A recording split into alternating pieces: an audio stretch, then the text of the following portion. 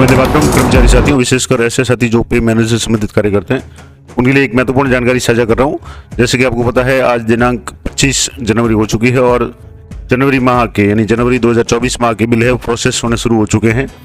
आप भी लॉगिन करके चेक करेंगे तो आपके या तो लॉगिन पे मैसेज आएगा लॉगिन करते ही होम पेज पे, या आप किस तरीके से चेक करेंगे तो सबसे पहले आपको यहाँ से जो भी आईडी मतलब पासवर्ड और कैप्चा डाल करके लॉगिन हो जाना है। उसके बाद में यहाँ से जैसे ही आप लॉगिन हो जाएंगे, एक तो यहाँ से आप देखेंगे तो अगर कई बार तो बिल यहाँ स्क्रीन पे ही शो हो जाते हैं, अगर शो नहीं होते हैं तो आपको बिल प्रोसेसिंग में जाने के बाद में सैलरी प्रिपरेशन में जाना है और यहाँ जाकर के आपको सैलरी बिल कन्फर्मेशन में जाना है।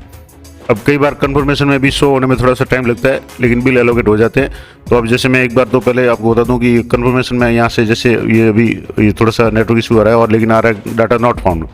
अब यहाँ भी आपके बिल शो नहीं हो रहे हैं, तो आपको तीसरा जो ऑप्शन है वो इसमें व्यू बिल स्टेटस में जाकर के आपको यहाँ से चेक करना है। यहाँ से जैसे आप जनवरी चेक कर लें, सेलेक्ट कर लें, उसके बाद में यहाँ से आपको ईयर 2024 सेलेक्ट कर लेना है। उसके बाद में आपको यहाँ से बिल टाइप में यानी सैलरी सेलेक्ट कर लें और जैसे ही सैलरी सेलेक्ट करेंगे इस तरीके से आपके सामने जितने भी आपके जो भी बिल है वो यहाँ शो हो जाएंगे। अब जैसे यहाँ बिल नंबर शो हो रहे हैं, बिल नंबर असाइन हो चुके हैं यानी राइट कनेक्शन आ रहा है और प्रोसेस हो चुके हैं। अभी ये बिल डीडीओ फॉरवर्ड और ट्रेजरी फॉरवर्ड नहीं हुए हैं, क्योंकि बिल ये मैंने कल ही चेक किए थे, कल तक नहीं बने थे रात तक, लेकिन रात में ये बिल प्रोसेस होना शुरू हो गए। अब आपको सबसे इम्पोर्टेंट बात इस महीने के बिल में क्या क्या ध्यान रखनी है वो मैं आपको बता दूं।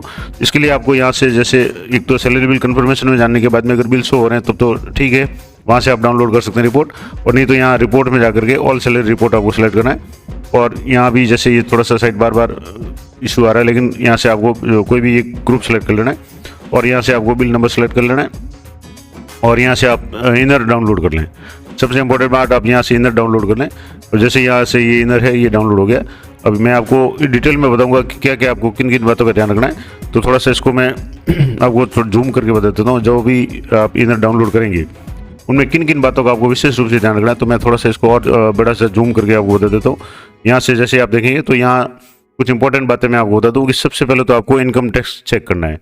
जो भी कार्मिक है उनका इनकम टैक्स, जैसे अभी यहाँ 6,000 है, किसी का 8,000 है, 7,000 है, या जो भी है, जिन जिन कार्मिकों का इनकम टैक्स अभी ड्यू है जनवरी और फरवरी माह में, वो आप एक बार चेक कर लें कि जितना जनवरी माह में कटौती करनी थी, यानी जो भी गणना पत्र दिया हुआ है कार्मिक ने उसके अनुसार ये कटौती है या नहीं है। दूसरा सबसे इंपॉर्टेंट बात कि यहाँ आप देखें कि हितकारी निधि की डिडक्शन कहीं शो नहीं हो रही हो, क्योंकि मैंने पिछली वीडियो बताया था कि आपको दिसंबर माह के बिल प्रोसेस होने के बाद ईसीएस हो जाए, जब टीवी नंबर जारी हो जाए, उसके बाद में आपको हितकारी निधि की जो कटौती है उसको डिलीट करना था। अगर आपने डिलीट नहीं की है और अभी भी यहाँ जैसे हितकारी निधि की अगर कटौती शो हो रही है, इसका मतलब है कि जनवरी माह में भी हितकारी निधि की कटौती चाहे 250 रुपये हो या जो राजपत्रित के लिए 500 रुपये था वो कटौती हो जाएगी।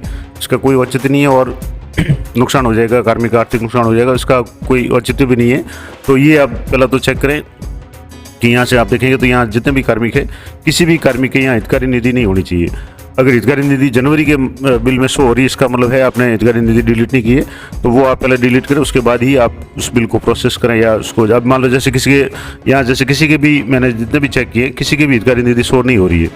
अगर किसी की हितकारी निधि शो हो रही है तो आप सबसे पहले उस बिल को रिवर्ट करें। रिवर्ट करने के बाद में एम्प्लॉय डिटेल्स में जाने के बाद में, मैंने पिछली वीडियो में डिटेल बताया था, दो तरीके हैं, या तो बल्क डिडक्शन में जाकर के आप वहाँ से डिलीट कर सकते हैं, या एम्प्लॉय पे डिटेल में जाकर के एक एम्प्लॉय की जो भी पे डिटेल कॉल करके उसमें से हितकारी निधि को डिलीट कर दे। तो ये सबसे महत्वपूर्ण बात है कि आपको इस जनवरी माह के बिल में ये चेक करना है कि किसी भी कार्मिक की हितकारी निधि की डिडक्शन नहीं हो रही हो। अगर किसी कार्मिक का दिसंबर माह का बिल बाकी है तो आपको हितकारी निधि की जो कटौती है वो दिसंबर माह में ही करनी है।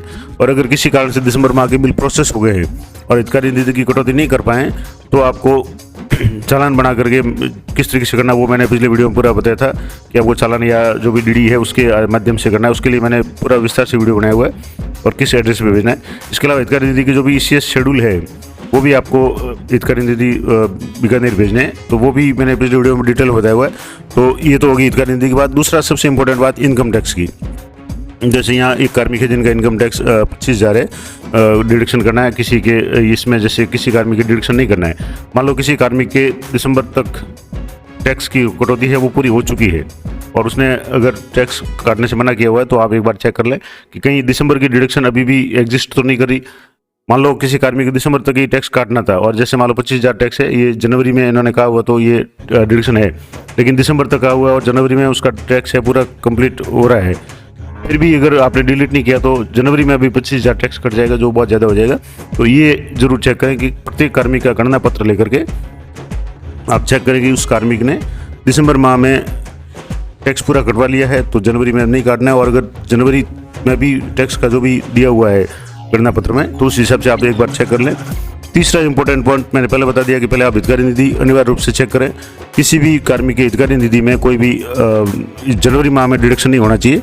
दूसरा, इनकम टैक्स जरूर चेक करें, क्योंकि ये डीडीओ की भी जिम्मेदारी है कि इनकम टैक्स है वो निश्चित समय पे, क्योंकि अभी आपके पास में 2 महीने ही हैं और इसमें भी ये जनवरी का बिल प्रोसेस हो गया, उसके बाद में सिर्फ फरवरी का महीना है। तो जितने भी कर्मचारी है आपके अंडर में, डीडीओ के अंडर में, वो अपना गणना पत्र आपको दे देंगे, उनके अनुसार आप एक बार चेक कर लें। मैंने पिछले वीडियो बताया था कि आप सबसे पहले GA55 डाउनलोड कर लें। सभी कार्मिकों का GA55 है, सम्मिलित रूप से पूरे ग्रुप का डाउनलोड हो जाएगा। उसमें भी 2 तरह के होते हैं, मैंने पिछले वीडियो बताया था कि एस्टिमेटेड और नॉन एस्टिमेटेड। तो पहले आप एस्टिमेटेड डाउनलोड कर लें जिसमें आपको वास्तविक टैक्स कितना, पहले नॉन एस्टिमेटेड डाउनलोड कर लें ताकि आपको पता चलेगा कि अभी तक यानी दिसंबर तक उनका कितना टैक्स कटा है। उसके बाद में एस्टिमेटेड आप डाउनलोड करेंगे तो उनका जो पूरे साल का कितना बेसिक और ये DA वगैरह हो करके उसके बाद में किसी भी सॉफ्टवेयर से या चेक करें ताकि आपको पता चल जाए कि उनके कितना टैक्स बन रहा है और अब तक कितना टैक्स कट गया है। तो एस्टिमेटेड और नॉन एस्टिमेटेड दोनों डाउनलोड करने के बाद आप आसानी से चेक कर पाएंगे कि किसी कार्मिक का इनकम टैक्स कहीं गलत तो उसने गणना पत्र नहीं दिया। कई कार्मिक है वो गणना पत्र सही नहीं बना पाते तो उनका टैक्स अगर कम करता है, उसके बाद में जब भी फॉर्म नंबर 16 इशू होगा उसमें टैक्स ड्यू बोलेगा और उसके समय डीडीओ को भी परेशानी होती है और कार्मिक को भी चालान के द्वारा जमा कराना पड़ता है। तो ये आप जरूर चेक करें कि इनकम टैक्स की कटौती सही हो, हितकारी निधि की कटौती इस महीने में नहीं हो। तीसरा, अभी जैसे आपको पता है मैंने 2 दिन पहले ही वीडियो बनाया था जिसमें ACP या MACP लगने के बाद में कार्मिकों का मूल वेतन चेंज हुआ है। तो यहाँ से आप देखेंगे तो यहाँ जो भी कार्मिक है, जैसे यहाँ ये कार्मिक है, इनका मूल वेतन पहले कम था दिसंबर तक, लेकिन जनवरी में ये मूल वेतन चेंज हुआ है। अब चेंज होने के बाद में एक तो आप चेक करें कि जो मूल वेतन चेंज हुआ था वो सही हुआ है या नहीं हुआ, यानी बेसिक चेंज हुआ है कि नहीं हुआ। दूसरा, बेसिक के अनुसार DA जैसे अभी 46% है, HRA 9% है, तो ये भी इस आप कैलकुलेटर से एक बार कैलकुलेट कर लें कि ये DA भी बराबर बना या नहीं बना।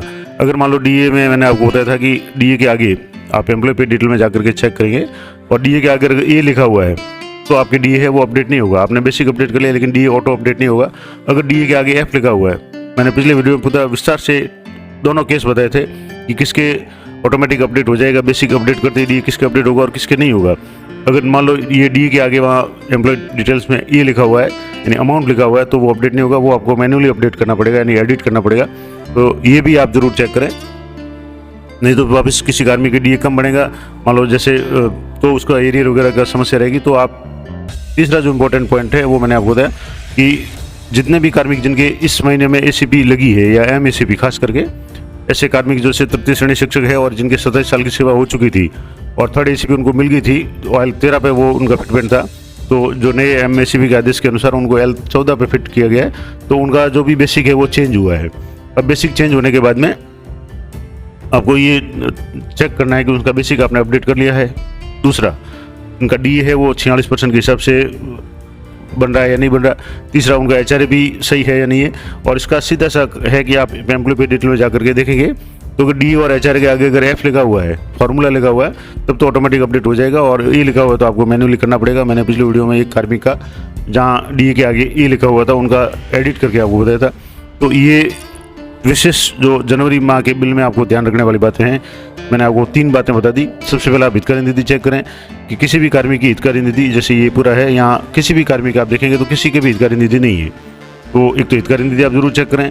दूसरा, इनकम टैक्स जरूर चेक करें क्योंकि अभी आपके पास में सिर्फ 2 महीने हैं, उसमें भी जनवरी का बिल बन गया है। अब फरवरी का महीना आ रहा है, फरवरी की ज़्यादा भरोसे नहीं है क्योंकि कई बार बजट पहले जो पिछले सालों में बात करें तो कई बार बजट नहीं होता था और फरवरी का जो पेमेंट वगैरह है वो मार्च या अप्रैल में कई बार डिले हो जाता था। उस कारण से इनकम टैक्स की जो कटौती होनी थी उसकी तारीख से पहले आपको कटौती करवानी है।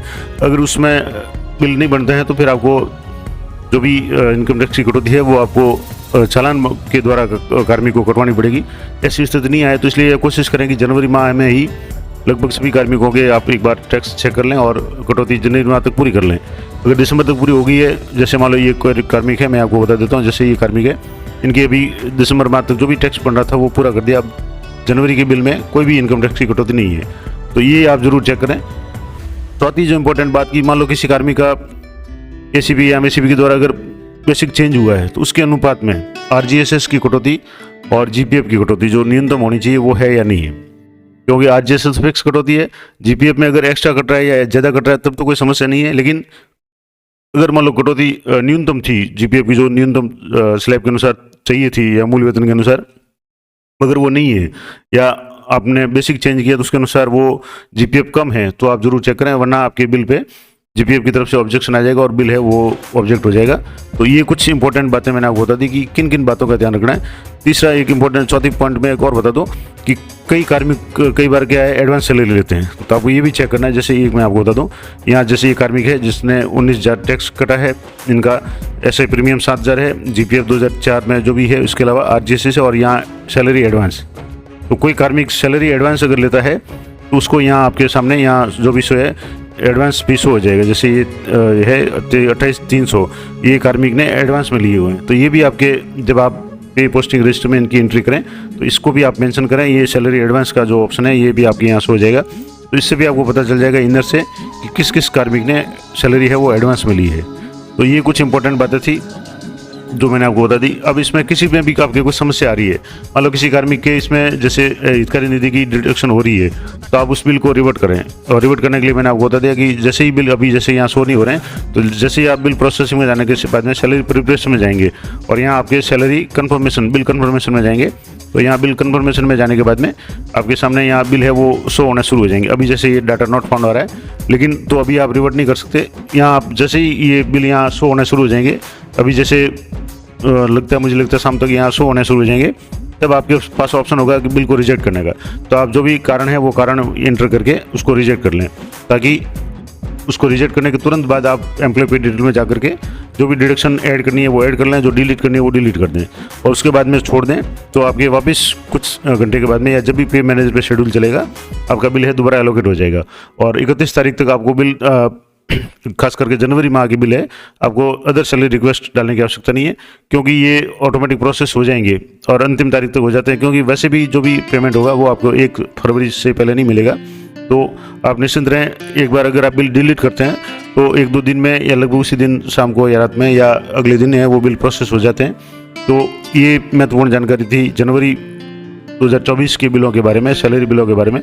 पहले जो आदेश या बीच में आदेश आया था कि जनवरी के बिल है वो जो पोर्टल नया जो पोर्टल IFMS 3.0 उस पर बनेगी, लेकिन फिलहाल ये पे मैनेजर पर ही बन रहे हैं। तो जब भी इसके संबंध में कोई भी अपडेट आएगी मैं आपको अपडेट बता दूंगा। तो पे मैनेजर से संबंधित अपडेट के लिए और विभिन्न टॉपिक्स जिसमें एरियर कैसे या एरियर कैसे बनाते हैं, डी एरियर कैसे बनाते हैं, सैलरी एरियर कैसे बनाते हैं, इसके अलावा जितने भी बिल वगैरह पे मैनेजर से संबंधित प्रत्येक टॉपिक पर मैंने वीडियो बनाए हुए हैं। तो चैनल को सब्सक्राइब जरूर कर लें और वीडियो अगर अच्छा और उपयोगी लगे तो कमेंट जरूर करें, लाइक करें, अधिक से अधिक साथियों को शेयर करें ताकि उन्हें भी इसका फ़ायदा मिल सके। तो मिलते हैं नेक्स्ट वीडियो में, तब तक जय हिंद, जय भारत।